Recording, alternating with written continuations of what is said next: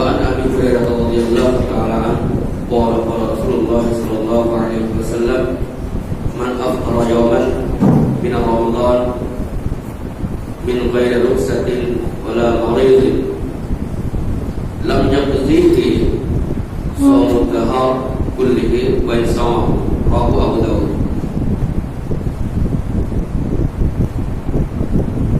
সমস্ত প্রশংসা সেই আল্লাহর জন্য যিনি আজকে পবিত্র মাহে রমজানের 25তম তারাবি নামাজ পড়ে বসার তৌফিক দান করেছেন।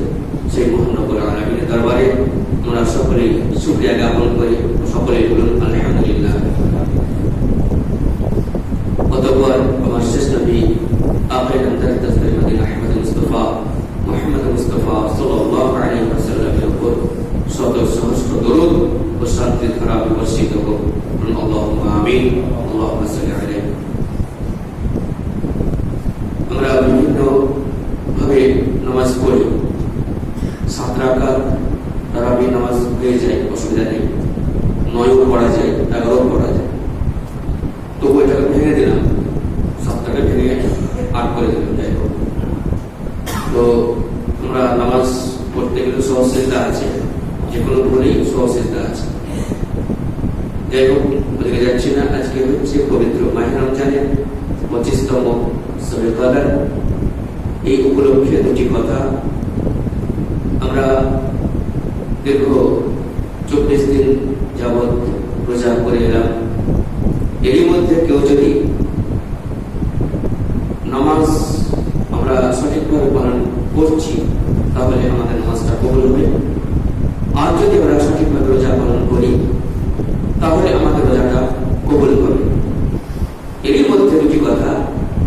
যারা এই রমজান মাস হওয়ার পরেও সুস্থ শরীরে বিনা কারণে বিনা ওজরে একটি রোজা যদি ছেড়ে দেয়, একটি রোজা, তাই নবী করিম সাল্লাল্লাহু আলাইহি ওয়াসাল্লাম তিনি বলছেন, মান আফতারা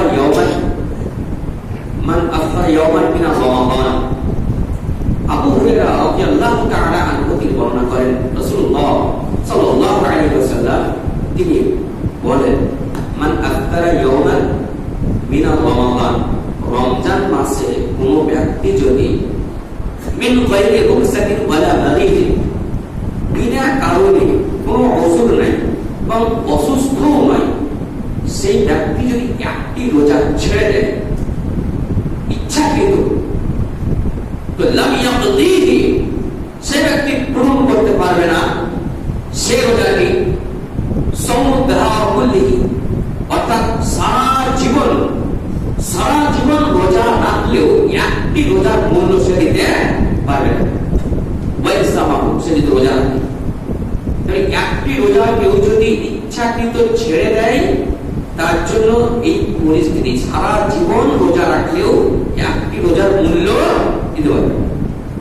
তাই আল্লাহর নবী হুজুর আকরাম সাল্লাল্লাহু আলাইহি ওয়াসাল্লাম অপর হাদিসে বলছেন, যারা বিনা কারণে দিনের বেলায় খাওয়া দাওয়া করে, বাড়িতে হয়তো খাওয়া দাওয়া করে নিল, রোজা অবস্থায় থেকে গেল, আনাচে কানাচে দোকানে পাশারে গিয়ে রোজাটাকে ভঙ্গ করে দিল সূর্য ডুবানোর আগে, সেই ব্যক্তির জন্য নবী করিম সাল্লাল্লাহু আলাইহি ওয়াসাল্লাম তিনি একটি হাদিস, লম্বা চওড়া হাদিস, তার একটু সারাংশ বলতে চাইছি।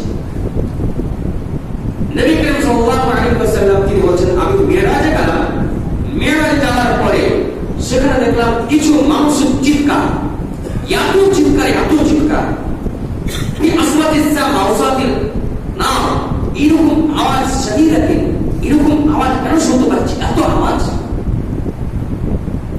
লম্বা চওড়া হাদিস। জিবরিল আলাইহিস সালাম বলছেন, আপনি উপরে চলুন, আপনাকে দেখাচ্ছি। এত আওয়াজ। কিছু লোককে দেখলাম সেখানে এমন অবস্থায় আছে, তাদেরকে যেমন আমরা কষায় গরু জবাই করার পরে পায়ের যে রগটা আছে ওটাকে কেটে ফুটো করে দিয়ে উপর দিকে ঢালটি ঝুলিয়ে দেয়। গরু ছাগলকে বেঁধে আমরা ঝুলিয়ে দিই, মাথা নিচু দিকে থাকে। তো নবী করিম সাল্লাল্লাহু আলাইহি ওয়াসাল্লাম তিনি বলছেন, এরা কারা, এরকম শাস্তি হচ্ছে, গালগুলোকে এত ভাঙছে এত জোরে, এই চিৎকারের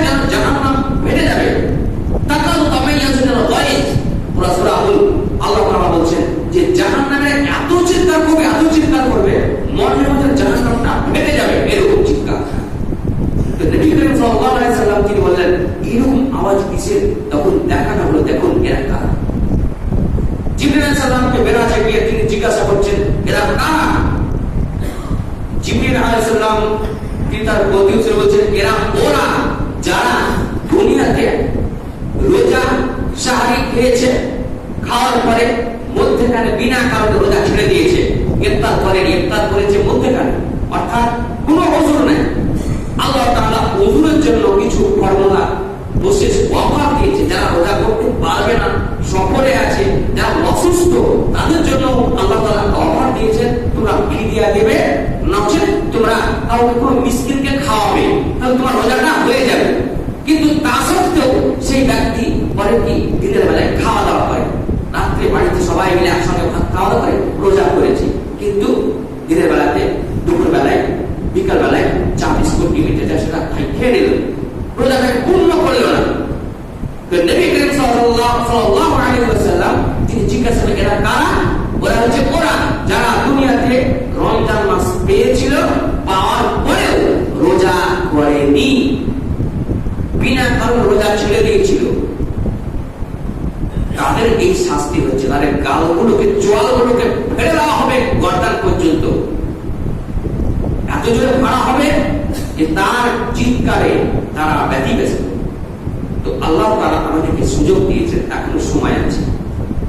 যেসব বান্দারা, যেসব বাড়িতে এরকম খবর যদি থাকে, বিনা কারণে রোজা রাখতে পারছেন, তাকে চাপ রোজা করতে বলা হচ্ছে, অর্থাৎ রোজা করতে হবে। রোজা না করে কেউ ঈদগাহে যাবে না, তাদের ঈদগাহ যাওয়ার কোনো প্রয়োজন নেই। যে রোজা করেনি তার ঈদ নয়, 5টা দিন এখন আছে, তাদেরকে বলি এরকম, যারা এখন রোজা রাখার অবস্থা, সময় আছে, সময়ে সৎ ব্যবহার, সময়ে নেকি কামাবার সময়টাকে সেই সময়ে লাগিয়ে দিতে হবে। এছাড়া আর সময় পাওয়া যাবে না, কারণ মানুষের রূপ সবসময় যাতায়াত করছে, কখন স্তব্ধ হয়ে যাবে।